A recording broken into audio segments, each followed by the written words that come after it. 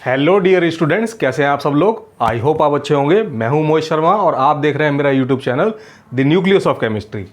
तो आज है अपना लेक्चर नंबर 7, जो कि एक बहुत ही इंपॉर्टेंट लेक्चर है। क्योंकि आज हम लोग बात करने वाले हैं टर्म वैलेंसी और वैलेंस इलेक्ट्रॉन के बारे में।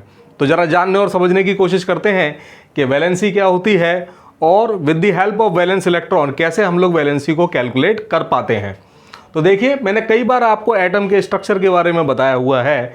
According to Bohr's atomic model, centre part हमारा पॉजिटिवली चार्ज न्यूक्लियस है और उस पॉजिटिवली चार्ज न्यूक्लियस के चारों तरफ मल्टीपल सर्कुलर पाथ पॉसिबल हैं जिनकी फिक्स्ड रेडियस होती है।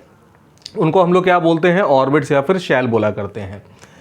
इन मल्टीपल शेल्स में जो आउटर मोस्ट शेल है, उस आउटर मोस्ट शेल में प्रेजेंट इलेक्ट्रॉन्स को हम लोग क्या बोलते हैं, वैलेंस इलेक्ट्रॉन बोला जाता है। फिर समझ लीजिए, इस एटम के अंदर जो मल्टीपल शेल्स पॉसिबल हैं, उन मल्टीपल शेल्स पॉसिबल में से जो आउटर मोस्ट शेल है उसमें प्रेजेंट इलेक्ट्रॉन्स क्या कहलाते हैं, हमारे valence electrons. Only these valence electrons are responsible for taking part in a chemical reaction. केवल यही वैलेंस इलेक्ट्रॉन जिम्मेदार हैं किसी केमिकल रिएक्शन में हिस्सा लेने के लिए, पार्टिसिपेट करने के लिए। अंदर के जो इलेक्ट्रॉन्स होते हैं, जिनको हम लोग इनर इलेक्ट्रॉन्स या फिर कोर इलेक्ट्रॉन्स बोलते हैं, they do not participate in a chemical reaction. यानी आउटर मोस्ट शेल को छोड़ के बाकी जो भी शेल्स हैं, उनके अंदर जो भी इलेक्ट्रॉन्स प्रेजेंट होंगे वो केमिकल रिएक्शन में पार्टिसिपेट नहीं करते। अब क्वेश्चन अराइज होता है कि ऐसा क्यों होता है, अंदर के इलेक्ट्रॉन पार्टिसिपेट क्यों नहीं करते। क्योंकि आपको पता है न्यूक्लियस पॉजिटिवली चार्ज्ड है, इलेक्ट्रॉन नेगेटिवली चार्ज्ड है। हम बचपन से पढ़ते आ रहे हैं कि जो अपोजिट चार्जेस होते हैं वो एक दूसरे को अट्रैक्ट करते हैं। तो यानी पॉजिटिवली चार्ज न्यूक्लियस इलेक्ट्रॉन के ऊपर अट्रैक्टिव फोर्स अप्लाई करेगा। तो ज़रा समझिए, कौन से ऐसे इलेक्ट्रॉन्स होंगे जिनके ऊपर न्यूक्लियस का अट्रैक्टिव फोर्स मैक्सिमम काम कर रहा होगा।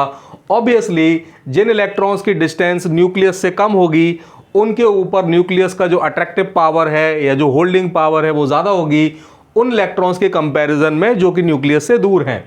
तो जो आउटर मोस्ट इलेक्ट्रॉन है, क्योंकि उनकी डिस्टेंस न्यूक्लियस से काफ़ी ज़्यादा होती है, इसलिए न्यूक्लियस के जो अट्रैक्टिव फोर्सेस होते हैं बहुत अच्छी तरीके से उन इलेक्ट्रॉन्स के ऊपर अप्लाई नहीं हो पाते। इसीलिए वो इलेक्ट्रॉन्स अपनी इस शेल को छोड़कर बाहर भी जा सकते हैं या फिर रीअरेंजमेंट ऑफ इलेक्ट्रॉन्स के थ्रू कहीं ना कहीं बाहर से इलेक्ट्रॉन एक्सेप्ट भी कर सकते हैं या फिर शेयरिंग में भी पार्टिसिपेट करा सकते हैं। और इस तरीके से एक बॉन्डिंग का कॉन्सेप्ट आता है, जिसकी वजह से आपके ये जो एटम्स हैं वो केमिकल रिएक्शन में क्या करते हैं, पार्टिसिपेट करते हैं।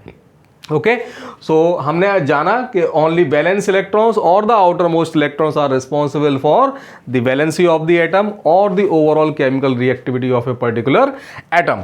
तो जानते हैं what is the meaning of valency. Now valency को कैसे डिफाइन करें, तो valency is nothing but it is the combining capacity of a particular atom of any element. किसी भी एटम की जो कंबाइनिंग कैपेसिटी है, यानी वो किसी दूसरे एटम के साथ या अपने ही एटम के साथ कितने बॉन्ड बना सकता है, कितने मल्टीपल बॉन्ड्स का फॉर्मेशन कर सकता है, वही क्या कहलाती है, उसकी कंबाइनिंग कैपेसिटी। और उस कंबाइनिंग कैपेसिटी ऑफ एटम को ही हम लोग क्या बोलते हैं, उस पर्टिकुलर एटम की वैलेंसी बोला करते हैं। तो ये वैलेंसी की बहुत ही सिंपलेस्ट डेफिनेशन है। अब बात आती है कि हम वैलेंसी को कैलकुलेट कैसे करते हैं। वैलेंसी कैलकुलेट कैसे की जाती है, तो जानने और समझने की कोशिश करते हैं। वैलेंसी को कैलकुलेट करने के लिए आपके पास दो केस अराइज होते हैं। कल हमने इलेक्ट्रॉनिक कॉन्फ़िगरेशन को समझा था, तो उस इलेक्ट्रॉनिक कॉन्फ़िगरेशन को करते समय मैंने आपको बताया था कि आउटर मोस्ट शेल में कितने कितने इलेक्ट्रॉन्स आ रहे थे। ये कल हमने देखा था 18 एलिमेंट्स के लिए स्टार्टिंग के। तो देखिए, केस फर्स्ट क्या है हमारे पास। मान लिया हमारे पास कोई ऐसा एलिमेंट है जिसके एटॉमिक नंबर का अगर आप इलेक्ट्रॉनिक कॉन्फ़िगरेशन करते हैं तो उनके जो वैलेंस इलेक्ट्रॉन है या आउटर मोस्ट शेल में आने वाले जो इलेक्ट्रॉन्स हैं उनका नंबर या तो 1 है या फिर 2 है या फिर 3 है या फिर क्या है हमारे पास 4। तो अगर हमारे पास आउटर मोस्ट इलेक्ट्रॉन या वैलेंस इलेक्ट्रॉन 1 to 4 के बीच में आ रहे हैं, तो उस कंडीशन में जब आप वैलेंसी कैलकुलेट करेंगे आप, it is directly equal to the number of valence electron. तो जितने भी आउटर मोस्ट शेल में इलेक्ट्रॉन्स आ रहे हैं, अगर 1 आ रहा है तो वैलेंसी 1 हो जाएगी, 2 आ रहा है तो 2 हो जाएगी, 3 आ रहा है तो 3 हो जाएगी, एंड फाइनली 4 आ रहा है तो कितनी हो जाएगी हमारे पास, 4 वैलेंसी हो जाएगी। आई थिंक समझ में आया होगा। वैलेंस इलेक्ट्रॉन्स जितने भी होंगे 1 to 4 के बीच में, वही क्या बन जाएगी, उस पर्टिकुलर एटम की वैलेंसी बन जाएगी। एग्जाम्पल के थ्रू समझिए, सोडियम जिसका एटॉमिक नंबर 11 है, कल कॉन्फ़िगरेशन किया था हमने, क्या किया था हमने, कॉन्फ़िगरेशन किया था के शेल में 2 इलेक्ट्रॉन्स, एल शेल में 8 इलेक्ट्रॉन्स, एम शेल में ओनली 1 इलेक्ट्रॉन। तो जो हमारी एम शेल है वो सोडियम के लिए वैलेंस शेल है, जिसमें कितने इलेक्ट्रॉन्स आपको दिख रहे हैं, ओनली 1 इलेक्ट्रॉन। ये 1 इलेक्ट्रॉन जो है वो वैलेंस इलेक्ट्रॉन है, तो ये जो 1 है आपका, वही क्या बन जाएगा आपका सोडियम की वैलेंसी। यानी सोडियम की वैलेंसी अगर आपको कोई पूछता है कि कितनी है, 1 है। बहुत ज़्यादा आपको याद करने की ज़रूरत नहीं, केवल इलेक्ट्रॉनिक कॉन्फ़िगरेशन अगर आपको पता है, आउटर मोस्ट में इलेक्ट्रॉन्स अगर आप आइडेंटिफाई कर सकते हैं, तो आपको बड़ी आराम से पता लग जाएगा कि जो आउटर मोस्ट इलेक्ट्रॉन्स आपका है वही क्या बन जाएगा, उस पर्टिकुलर एटम की वैलेंसी बन जाएगा। मैग्नीशियम के केस में समझते हैं, कॉन्फ़िगरेशन करेंगे, एटॉमिक नंबर है 12, कॉन्फ़िगरेशन करेंगे, कॉन्फ़िगरेशन आएगा 282, यानी आउटर मोस्ट शेल में कितने इलेक्ट्रॉन्स, 2 इलेक्ट्रॉन्स, यानी मैग्नीशियम की वैलेंसी कितनी हो जाएगी, 2 हो जाएगी।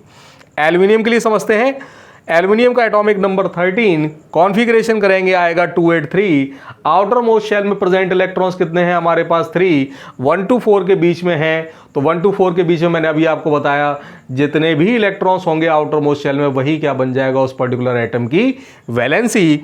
यानी यहाँ पर एल्युमिनियम की वैलेंसी अगर आपसे कोई पूछता है तो आप कितनी बताएंगे कि 3 वैलेंसी होती है एल्युमिनियम की। क्यों होती है, क्योंकि इसके आउटर मोस्ट शेल में कितने इलेक्ट्रॉन्स हैं, 3 इलेक्ट्रॉन्स, जो कि इसके क्या कहलाते हैं, valence electron. Okay, now last हम लोग बात करते हैं, अगर हमने एलिमेंट लिया कार्बन, एटॉमिक नंबर 6, कॉन्फ़िगरेशन करते हैं आता है 2,4, तो आउटर मोस्ट शेल में कितने इलेक्ट्रॉन्स हैं इसके पास, 4 इलेक्ट्रॉन्स हैं। अगेन ये जो केस 1 है हमारा, वो किसके लिए एप्लीकेबल है, 1 to 4, 4 इलेक्ट्रॉन्स आ रहे हैं। यानी कार्बन की अगर आपसे कोई वैलेंसी पूछता है कि कार्बन की वैलेंसी क्या है, तो क्या बताएंगे आप, कार्बन की वैलेंसी होती है 4। कार्बन कहलाता है आपका टेट्रावैलेंट। टेट्रावैलेंट का मतलब कार्बन हैज़ ए वैलेंसी 4। क्यों 4 है, क्योंकि इसके वैलेंस इलेक्ट्रॉन कितने हैं हमारे पास, 4 हैं।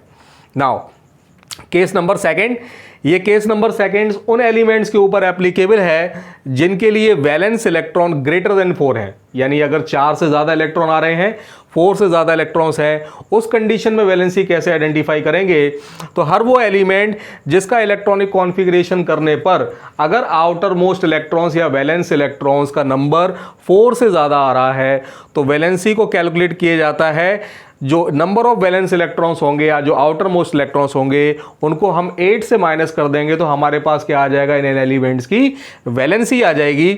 समझिए एग्जाम्पल के थ्रू, जैसे हमारे पास है नाइट्रोजन, एटॉमिक नंबर होता है इसका 7, कॉन्फ़िगरेशन करेंगे आएगा 2,5। अब ये 5 4 से ज़्यादा है, तो वैलेंसी कैसे कैलकुलेट करें, अभी मैंने आपको बताया, अगर 4 से ज़्यादा इलेक्ट्रॉन्स आ रहे हैं आउटर मोस्ट शेल में, जिनको वैलेंस इलेक्ट्रॉन बोला जाता है, वैलेंसी कैलकुलेट करने के लिए सिंपली आपको कर देना है 8 से माइनस। यानी यहाँ पर आप इस 5 को 8 से माइनस कर देंगे तो आपके पास टोटल नंबर ऑफ वैलेंसी कितनी आएगी हमारे पास, 3। यानी नाइट्रोजन की वैलेंसी अगर आपसे कोई पूछता है तो आप कितनी बताएंगे, 3। सिमिलरली ऑक्सीजन के लिए अगर हम लोग बात करते हैं, ऑक्सीजन का एटॉमिक नंबर होता है 8, कॉन्फ़िगरेशन करेंगे आएगा 2,6, 6 अगेन 4 से ज़्यादा है, वैलेंसी कैसे कैलकुलेट करें, 8 से कर देंगे माइनस, तो 8 - 6 करेंगे, आपके पास नंबर आएगा 2। ये जो 2 नंबर है वही ऑक्सीजन की क्या बन जाएगा, वैलेंसी बन जाएगा। फिर आता है हमारे पास फ्लोरीन, इसका एटॉमिक नंबर होता है 9, कॉन्फ़िगरेशन करेंगे आएगा हमारे पास 2,7, आउटर मोस्ट शेल में नंबर ऑफ इलेक्ट्रॉन्स कितने प्रेजेंट हैं, 7 इलेक्ट्रॉन्स प्रेजेंट हैं, 4 से ज़्यादा हैं।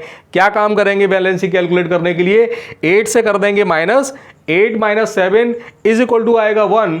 यानी फ्लोरीन की वैलेंसी कितनी हो जाएगी हमारे पास, 1 हो जाएगी। एंड फाइनली हमारे पास है नियॉन। नियॉन एक इनर्ट गैस या फिर नोबल गैस है, यानी इसकी वैलेंसी 0 होती है। कैसे पता लगता है, इसका एटॉमिक नंबर है 10, कॉन्फ़िगरेशन करेंगे आएगा 2,8, यानी 8 है हमारा 4 से ज़्यादा। तो आप वैलेंसी कैलकुलेट करने के लिए क्या काम करेंगे, 8 - 8 इज इक्वल टू हो जाएगा 0। तो आप समझ सकते हैं कि नियॉन को इनर्ट गैस या फिर नोबल गैस क्यों बोला जाता है, क्योंकि इसकी वैलेंसी क्या है, 0। यानी जो नियॉन है उसके अंदर कंबाइनिंग कैपेसिटी का जो अमाउंट है वो नील है, 0 है, इसकी किसी के साथ कंबाइन करने की कैपेसिटी नहीं है। इसीलिए नियॉन को, आर्गन को हम लोग किस तरीके से कंसीडर करते हैं, नोबल गैसेस या फिर इनर्ट गैसेस की तरह कंसीडर करते हैं। ओके, तो आई होप आपको समझ में आया होगा किस तरीके से वैलेंसी क्या होती है, वैलेंसी को हम लोग कैलकुलेट कैसे करते हैं। ये बड़े आसान तरीके से मैंने आपको समझाया किस तरीके से कैलकुलेट करते हैं। आई होप आपको ये वीडियो लेक्चर पसंद आया होगा। अगर पसंद आया है तो इस लेक्चर को ज़्यादा से ज़्यादा लोगों तक शेयर कीजिए, और इस वीडियो लेक्चर में जो भी आपको डाउट्स आ रहे हैं आप कमेंट बॉक्स में कमेंट करके मुझे ज़रूर बताइए। मुझे जब भी टाइम मिलेगा मैं आपके उन क्वेश्चंस का आंसर डेफिनेटली करूँगा। इस चैनल को सब्सक्राइब कर लीजिए अगर आपने सब्सक्राइब नहीं किया है, आप नए मेंबर हैं, लाइक कीजिए सेशन को, और इसी तरीके से इस सीरीज़ को सपोर्ट करते रहिए। Thank you very much.